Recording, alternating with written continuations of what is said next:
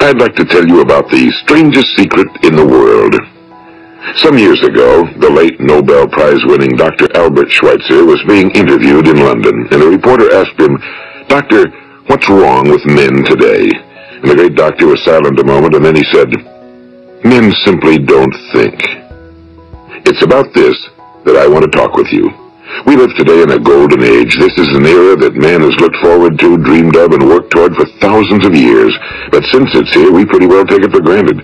We in America are particularly fortunate to live in the richest land that ever existed on the face of the earth, a land of abundant opportunity for everyone. But do you know what happens? Well, let's take 100 men who start even at the age of 25. Do you have any idea what will happen to those men by the time they're 65? These 100 men who all start even at the age of 25 believe they're going to be successful. If you ask any one of these men if he wanted to be a success, he'd tell you he did. And you'd notice that he was eager toward life, that there was a certain sparkle to his eye, an erectness to his carriage, and life seemed like a pretty interesting adventure to him. But by the time they're 65, 1 will be rich. 4 will be financially independent. 5 will still be working. 54 will be broke. Now think a moment. Out of the 100, only 5 make the grade. Now why do so many fail? What has happened to the sparkle that was there when they were 25? What's become of the dreams, the hopes, the plans? And why is there such a large disparity between what these men intended to do and what they actually accomplished? When we say about 5% achieve success, we have to define success. And here's the best definition I've ever been able to find. Success is the progressive realization of a worthy ideal.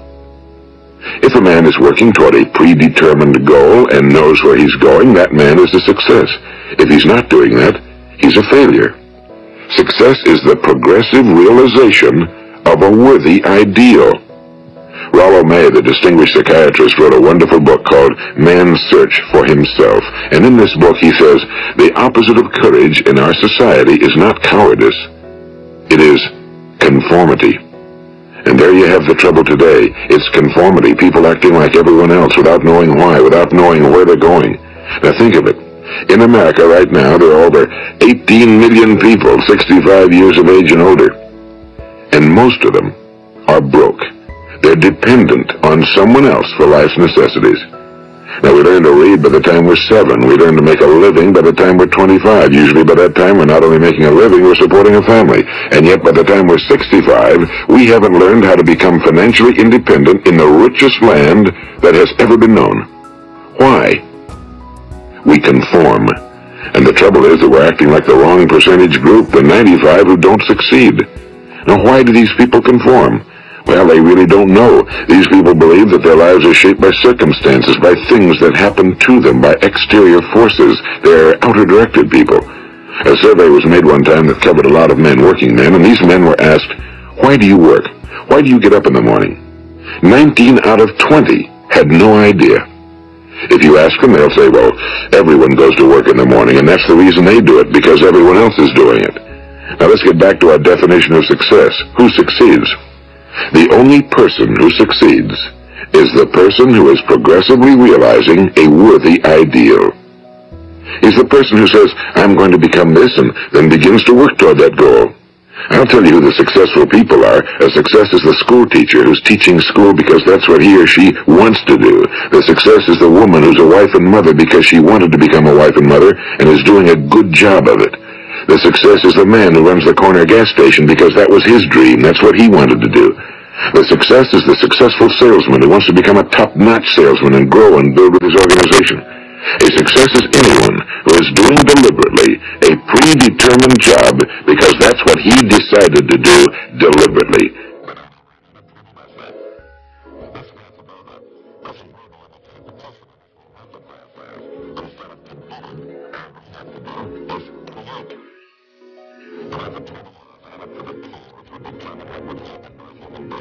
Was there a key I wanted to know which would make the future a promise that we could foretell to a large extent?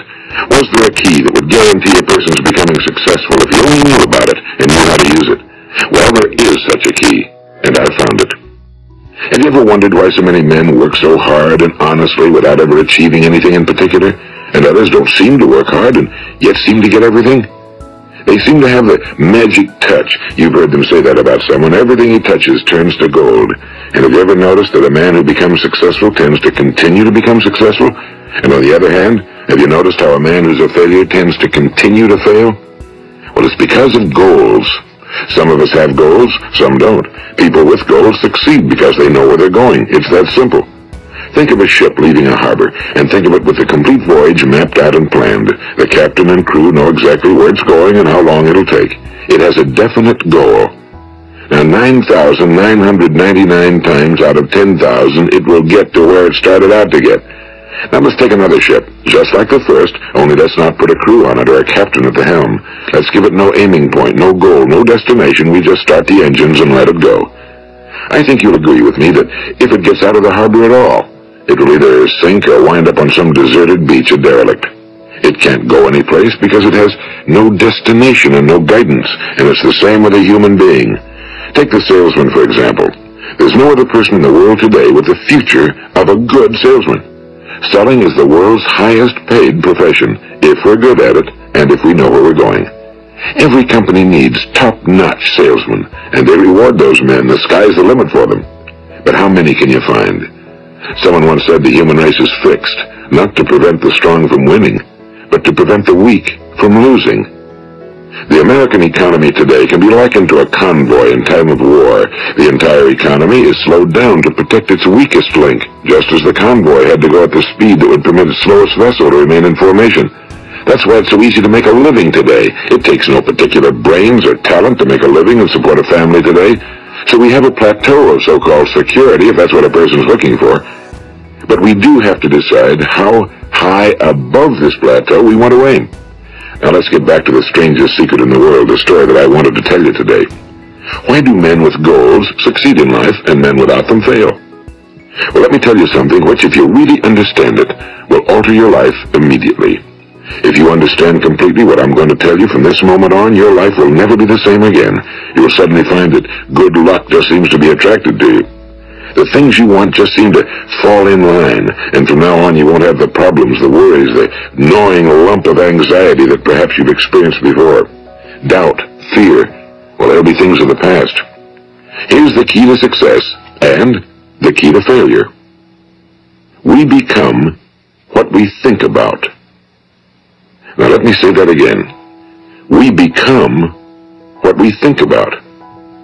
Throughout all history, the great wise men and teachers, philosophers and prophets have disagreed with one another on many different things. It's only on this one point that they are in complete and unanimous agreement. Listen to what Marcus Aurelius, the great Roman emperor, said. A man's life is what his thoughts make of it. Disraeli said this. Everything comes if a man will only wait. I've brought myself by long meditation to the conviction that a human being with a settled purpose must accomplish it, and that nothing can resist a will that will stake even existence for its fulfillment. Ralph Waldo Emerson said this, a man is what he thinks about all day long.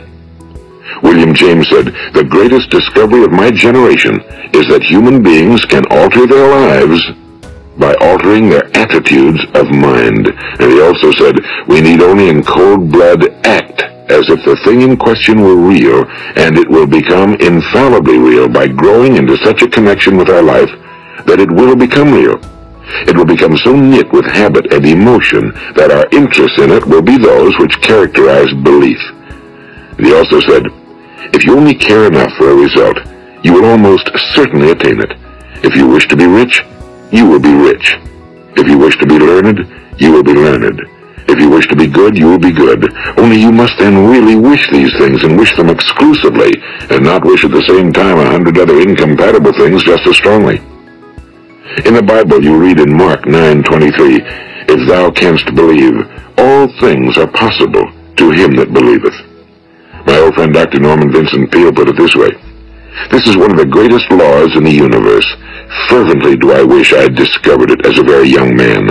It dawned upon me much later in life, and I found it to be one of the greatest, if not my greatest discovery outside of my relationship to God. The great law, briefly and simply stated, is that if you think in negative terms, you will get negative results.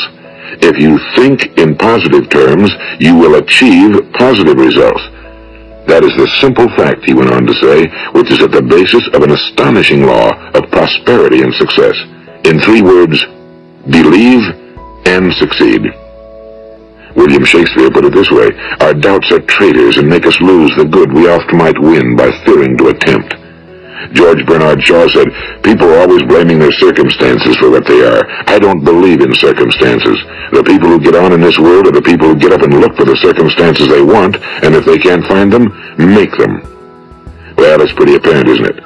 And every person who discovered this for a while believed that he was the first one to work it out. We become what we think about. Now, it stands to reason that a person who's thinking about a concrete and worthwhile goal is going to reach it, because that's what he's thinking about, and we become what we think about. Conversely, the man who has no goal, who doesn't know where he's going, and whose thoughts must therefore be thoughts of confusion and anxiety and fear and worry, becomes what he thinks about. His life becomes one of frustration and fear and anxiety and worry. And if he thinks about nothing, he becomes nothing. Now, how does it work? Why do we become what we think about? Well, I'll tell you how it works as far as we know. Now, to do this, I want to tell you about a situation that parallels the human mind. Suppose a farmer has some land, and it's good fertile land. Now, the land gives the farmer a choice. He may plant in that land whatever he chooses. The land doesn't care. It's up to the farmer to make the decision. Now, remember, we're comparing the human mind with the land because the mind, like the land, doesn't care what you plant in it. It will return what you plant, but it doesn't care what you plant. Now let's say that the farmer has 2 seeds in his hand. One is a seed of corn, the other is nightshade, a deadly poison. He digs 2 little holes in the earth and he plants both seeds, one corn, the other nightshade. He covers up the holes, waters, and takes care of the land, and what will happen? Invariably the land will return what's planted. As it's written in the Bible, as ye sow, so shall ye reap. Now remember, the land doesn't care. It'll return poison in just as wonderful abundance as it will corn. So up come the 2 plants, one corn, one poison. Now, the human mind is far more fertile, far more incredible and mysterious than the land, but it works the same way. It doesn't care what we plant. Success, failure. A concrete, worthwhile goal, or confusion. Misunderstanding, fear, anxiety, and so on. But what we plant, it must return to us. You see, the human mind is the last great unexplored continent on Earth. It contains riches beyond our wildest dreams. It will return anything we want to plant. Now, you might say, well, if that's true, why don't people use their minds more? Well, I think they figured out an answer to that one, too. Our mind comes as standard equipment at birth. It's free, and things that are given to us for nothing we place little value on. Things that we pay money for, we value. The paradox is that exactly the reverse is true. Everything that's really worthwhile in life came to us free. Our minds, our souls, our bodies, our hopes, our dreams, our ambitions, our intelligence, our love of family and children and friends and country, all these priceless possessions are free.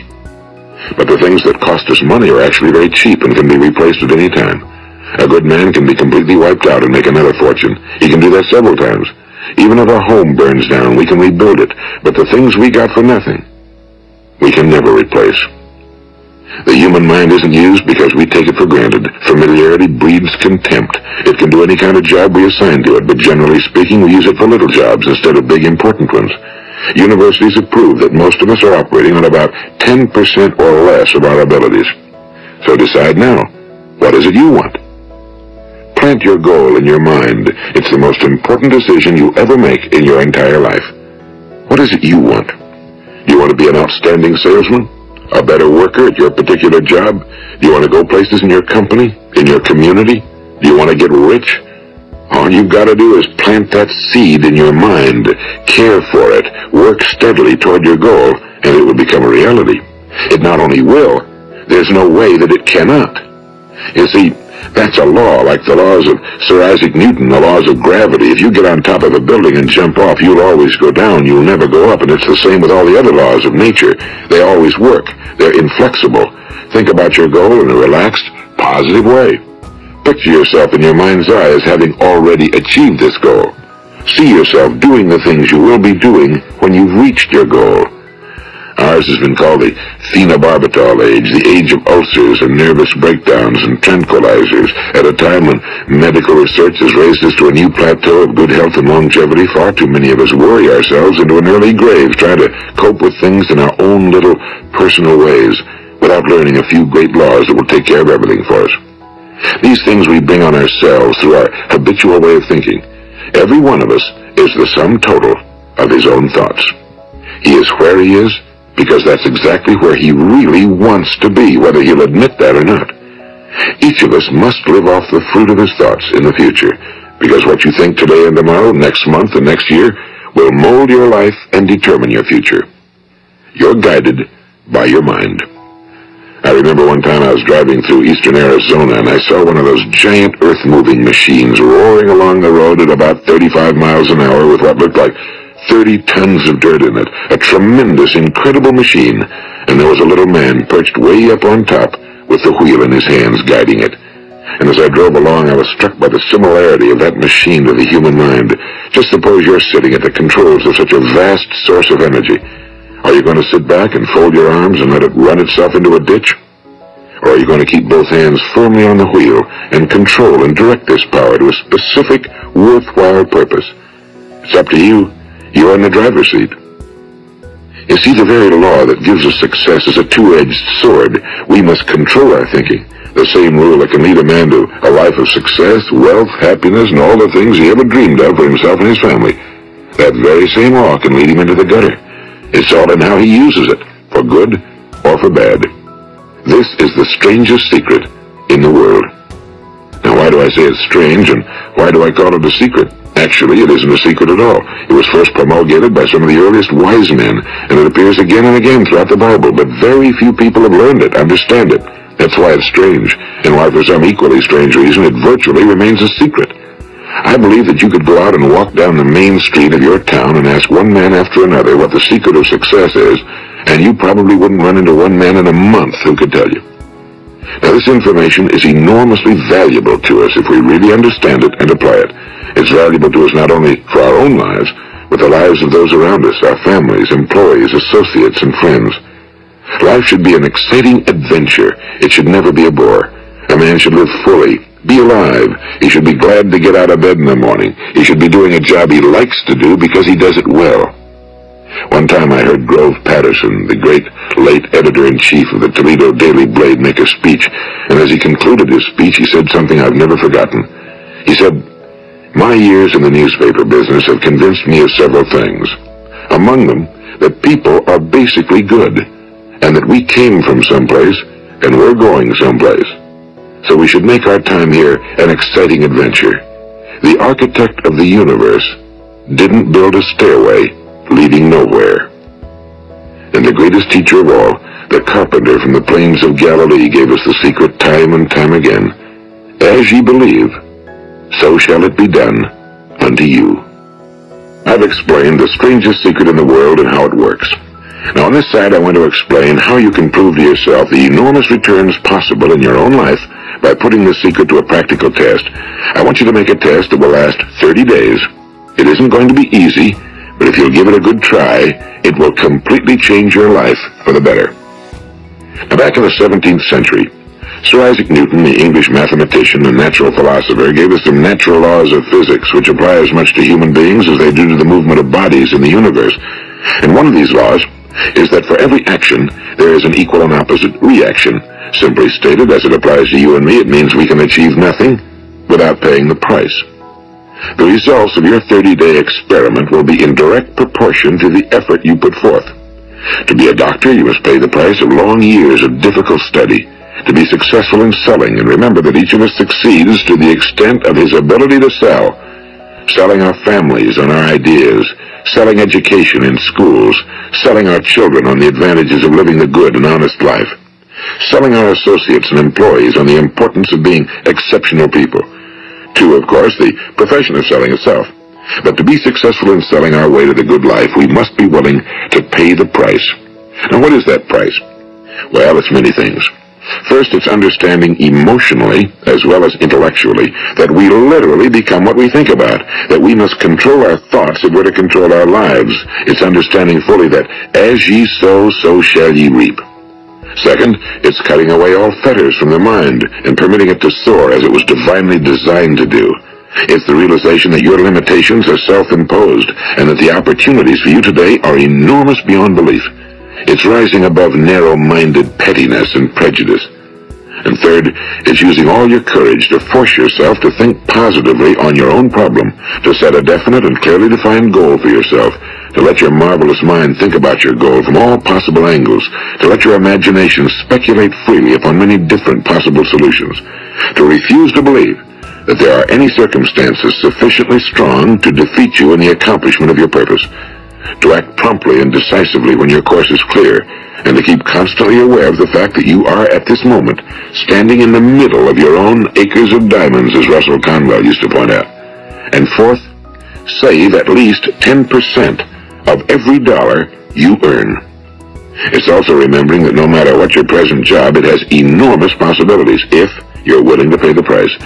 Now let's just go over the important points in the price each of us must pay to achieve the wonderful life that can be ours. It is, of course, worth any price.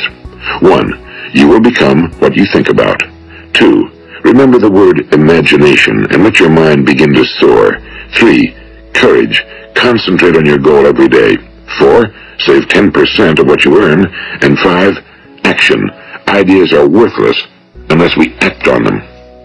Now I'll try to outline the 30-day test I want you to make. Keep in mind that you have nothing to lose by making this test and everything you could possibly want to gain. There are two things that may be said of everyone. Each of us wants something, and each of us is afraid of something. I want you to write on a card what it is you want more than anything else. It may be more money. Perhaps you'd like to double your income or make a specific amount of money. It may be a beautiful home. It may be success at your job. It may be a particular position in life. It could be a more harmonious family. Each of us wants something. Now write down on your card specifically what it is you want. Make sure it's a single goal and clearly defined. You needn't show it to anyone, but carry it with you so that you can look at it several times a day. Think about it in a cheerful, relaxed, positive way each morning when you get up, and immediately you have something to work for, something to get out of bed for, something to live for.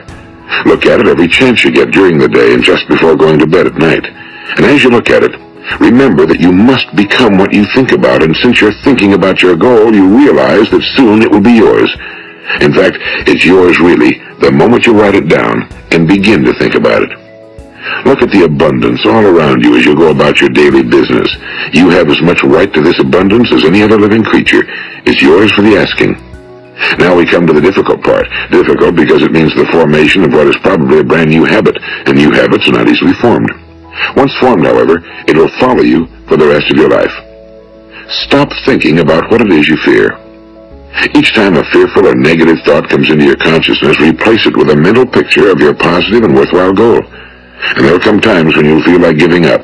It's easier for a human being to think negatively than positively. That's why only 5% are successful.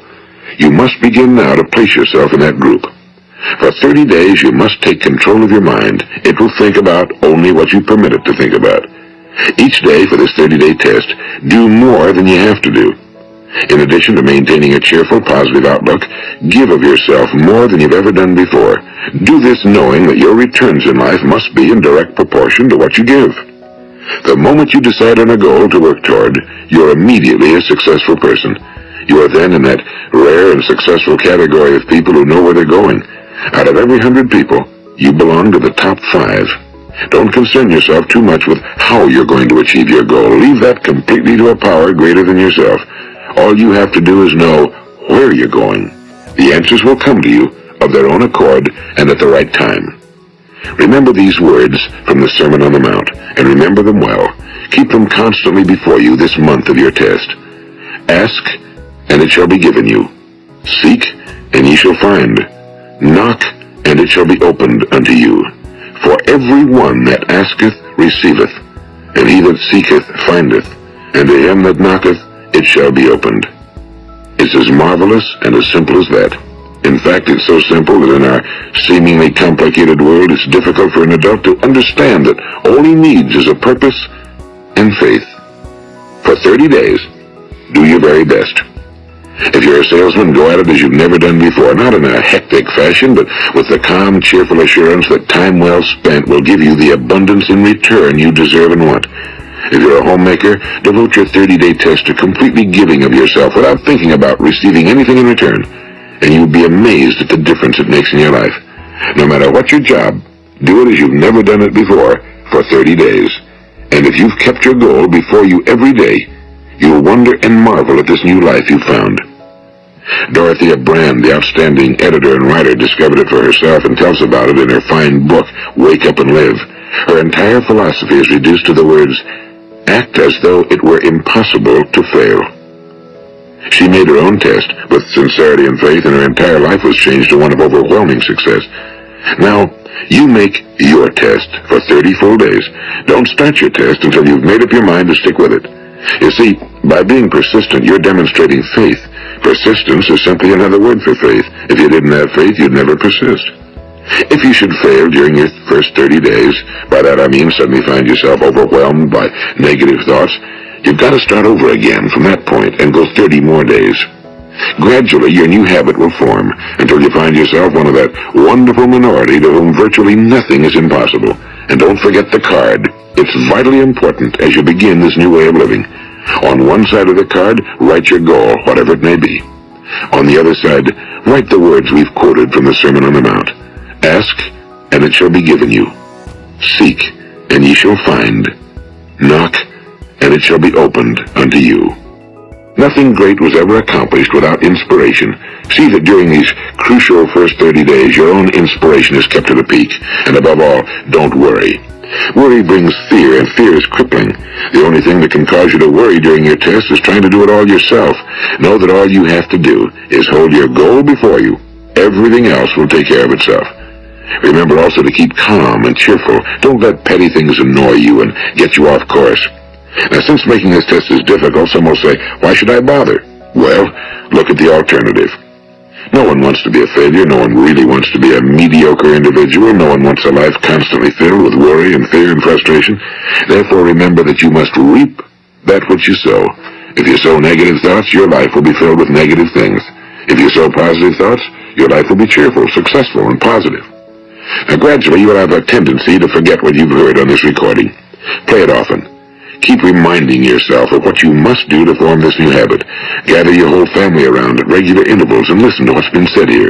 You know, most men will tell you that they want to make money without understanding the law. The only people who make money work in a mint. The rest of us must earn money. This is what causes those who keep looking for something for nothing or a free ride to fail in life. The only way to earn money is by providing people with services or products which are needed and useful. We exchange our time and our product or service for the other man's money. Therefore, the law is that our financial return will be in direct proportion to our service. Now, success is not the result of making money. Making money is the result of success, and success is in direct proportion to our service. Most people have this law backwards. They believe that you're successful if you earn a lot of money. The truth is that you can only earn money after you're successful. It's like the story of the man who sat in front of the stove and said to it, give me heat, and then I'll add the wood. How many men and women do you know, or do you suppose there are today, who take the same attitude toward life? There are millions.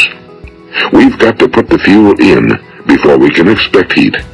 Likewise, we've got to be of service first before we can expect money. Don't concern yourself with the money. Be of service, build, work, dream, create. Do this and you'll find there's no limit to the prosperity and abundance that will come to you. Prosperity, you know, is founded upon a law of mutual exchange. Any person who contributes to prosperity must prosper in turn himself. Sometimes the return will not come from those you serve, but it must come to you from someplace, because that's the law. For every action, there is an equal and opposite reaction. As you go daily through your 30-day test period, remember that your success will always be measured by the quality and quantity of service you render, and money is a yardstick for measuring this service. No man can get rich himself unless he enriches others. Now, there are no exceptions to a law. You can drive down any street in America and from your car estimate the service that's being rendered by the people living on that street. Had you ever thought of this yardstick before? It's interesting. Some, like ministers and priests and other devoted people, measure their returns in the realm of the spiritual, but again, their returns are equal to their service. Once this law is fully understood, any thinking person can tell his own fortune. If he wants more, he must be of more service to those from whom he receives his return. If he wants less, he has only to reduce his service. This is the price you must pay for what you want. If you believe you can enrich yourself by deluding others, you can end only by deluding yourself. It may take some time, but just as surely as you breathe, you'll get back what you put out. Don't ever make the mistake of thinking you can avert this. It's impossible. The prisons and the streets where the lonely walk are filled with people who tried to make new laws just for themselves. We may avoid the laws of man for a while, but there are greater laws that cannot be broken. An outstanding medical doctor recently pointed out 6 steps that will help you realize success. 1. Set yourself a definite goal. 2. Quit running yourself down. 3. Stop thinking of all the reasons why you cannot be successful and instead think of all the reasons why you can. 4. Trace your attitudes back through your childhood and try to discover where you first got the idea you couldn't be successful, if that's the way you've been thinking. 5. Change the image you have of yourself by writing out a description of the person you would like to be. And 6. Act the part of the successful person you have decided to become. The doctor who wrote those words is a noted West Coast psychiatrist, Dr. David Harold Fink. Do what the experts since the dawn of recorded history have told you must do. Pay the price by becoming the person you want to become. It's not nearly as difficult as living unsuccessfully. Make your 30-day test, then repeat it again, and each time it will become more a part of you until you'll wonder how you could ever have lived any other way.